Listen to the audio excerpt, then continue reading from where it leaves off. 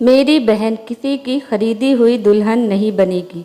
36 साल के प्रकाश का दिल अपने कमरे में जाते समय किसी नवयुवक सा धड़क रहा था। आने वाले लम्हों की कल्पना उसकी सांसों को बेकाबू किए दे रही थी। बेशक वो लता को पैसे देकर ब्याह कर लाया है, तो क्या हुआ, है तो उसकी पत्नी ही। और फिर दुनिया में ऐसी कौन सी शादी होती है जिसमें पैसे नहीं लगते, किसी में कम तो किसी में थोड़े ज़्यादा। 10 साल पहले जब छोटी बहन वंदना की शादी हुई थी, तब पिताजी ने उसकी ससुराल वालों को दहेज में क्या कुछ नहीं दिया था। नकदी, गाड़ी, गहने, सभी कुछ तो था। तो क्या इसे किसी ने वंदना के लिए दूल्हा खरीदना कहा था? नहीं ना। फिर वो क्यों लता को लेकर इतना सोच रहा था? कहने दो, जिसे जो कहना था। मुझे तो आज रात सिर्फ अपने सपनों को हकीकत में बदलते देखना है।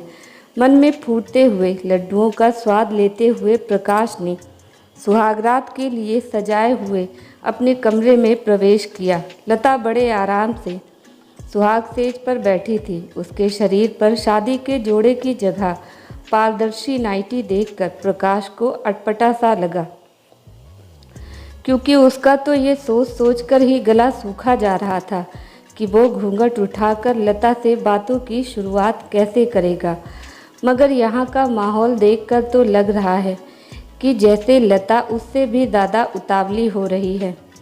प्रकाश सकुचाया सा बेड के एक कोने में बैठ गया। लता थोड़ी देर तो प्रकाश की पहल का इंतज़ार करती रही, फिर उसे झिझकते देखकर खुद ही उसके पास खिसक आई और उसके कंधे पर अपना सिर टिका दिया। यंत्रवत से प्रकाश के हाथ लता के इर्द गिर्द लिपट गए। लता ने अपने आप को हल्का सा धक्का दिया और वो दोनों ही बेड पर लुढ़क गए। इसके बाद तो प्रकाश को कुछ भी होश नहीं रहा। एक ही रात में प्रकाश तो जैसे जोरू का गुलाम ही हो गया था। सुबह प्रकाश ने बेफिक्री से सोती हुई लता को नज़र भर कर देखा। सब कुछ सामान्य ही था उसमें, कद काठी, रंग रूप और चेहरा मोहरा, सभी कुछ। मगर फिर भी मन ही मन मुस्कुरा दिया और सोती हुई पत्नी को प्यार से चूमता हुआ कमरे से बाहर निकल गया। लता जैसी भी थी, प्रकाश से तो 21 ही थी। प्रकाश का गहरा सांवला रंग, मुटाया शरीर, कम पढ़ाई लिखाई, सभी कुछ उसकी शादी में रोड़ा बने हुए थे। अब तो सिर के बाल भी सफ़ेद होने लगे थे। बहुत कोशिशों के बाद भी जब जान पहचान और अपनी बिरादरी में प्रकाश के रिश्ते की बात नहीं जमी, तो उसकी बढ़ती हुई उम्र को देखते हुए उसकी बुआ ने उसकी माँ को सलाह दी कि अगर अपने समाज में बात नहीं बन रही है तो किसी गरीब घर की गैर बिरादरी की लड़की के बारे में सोचना कोई बुराई नहीं है।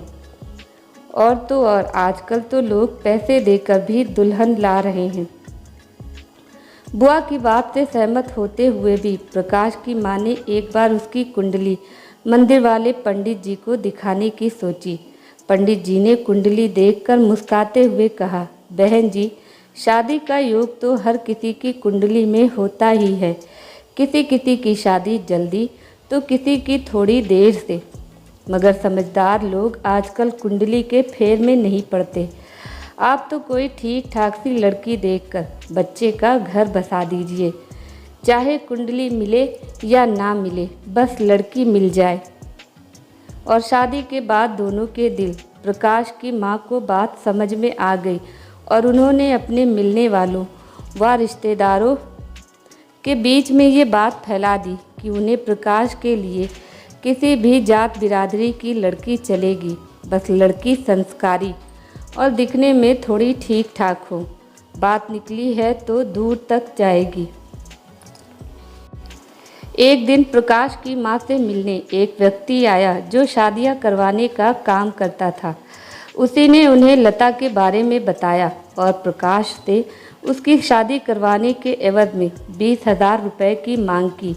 प्रकाश अपनी माँ और बुआ के साथ लता से मिलने उसके घर गया। बेहद गरीब घर की लड़की लता अपने 5 भाई बहनों में तीसरे नंबर पर थी। उससे छोटा एक भाई और भाई से छोटी एक बहन रीना। लता की 2 बड़ी बहनें भी उसकी की तरह खरीदी गई थीं। युवा लता उम्र में लगभग प्रकाश से 12-13 साल छोटी थी। एक कमरे में छोटे से घर में इतने प्राणी कैसे रहते होंगे, ये सोचकर ही प्रकाश हैरान हो रहा था। उसे तो ये सोचकर हंसी आ रही थी कि कैसी परिस्थितियों में ये बच्चे पैदा हुए होंगे। खैर, लता को देखने के बाद प्रकाश ने शादी के लिए हाँ कर दी। अब ये तय हुआ कि शादी का सारा खर्चा प्रकाश का परिवार ही उठाएगा और साथ ही लता के परिवार को 2 लाख रुपए भी दिए जाएंगे ताकि उनका जीवन स्तर कुछ सुधर सके। 50,000 रुपये एडवांस देकर प्रकाश और लता की शादी का सौदा तय हुआ और जल्द ही घर के 4 जने जाकर लता को ब्याह लाए, बिना किसी बारात और शोर शराबे के। लता उसकी पत्नी बन गई। लता निम्न वर्गीय घर से आई थी, इसलिए प्रकाश के घर के ठाट बाट देखकर वो भौचक्की सी रह गई। बेशक उसका स्वागत किसी नववधू सा नहीं हुआ था, मगर लता को इसका ना तो कोई अफसोस था और ना ही उसने कभी इस तरह का कोई सपना देखा था।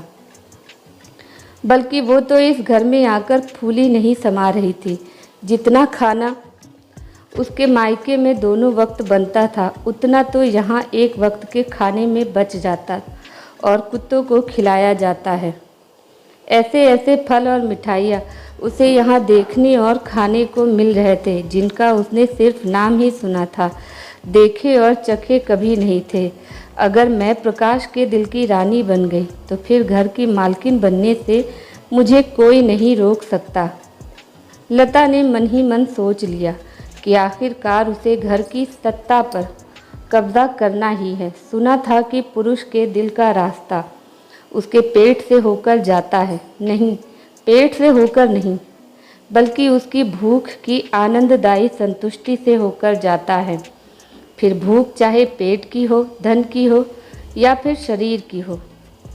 यदि मैं प्रकाश की भूख को संतुष्ट रखूंगी तो वो निश्चित ही मेरे आगे पीछे घूमेगा और फिर तू मेरा राजा मैं तेरी रानी, घर की महारानी। ये सोच सोचकर लता खुद ही अपने दिमाग की दाद देने लगती। बनो दिल की रानी।